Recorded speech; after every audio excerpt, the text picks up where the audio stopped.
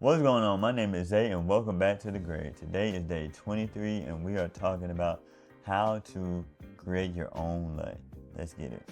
Now what a LUT is just essentially a lookup table for your image.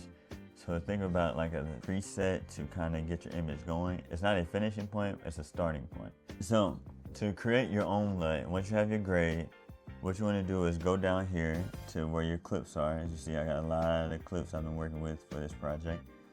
But you want to double click, you see LUT, you want to see generate LUT. And you can do a 17-point cube, you can do a 33-point cube, a 65-point cube, and a Panasonic VLUT.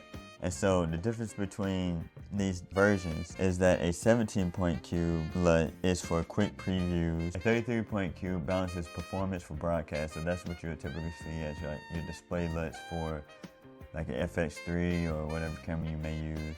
And a 65-point LUT is ideal for post-production.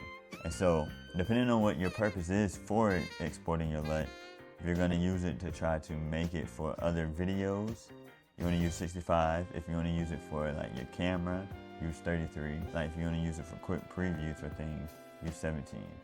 Now Panasonic VLUT is made specifically for Panasonic cameras, so unless you have that, then you won't need it.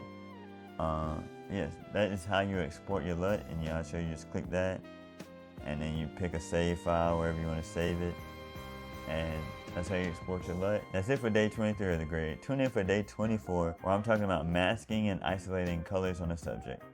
Deuces.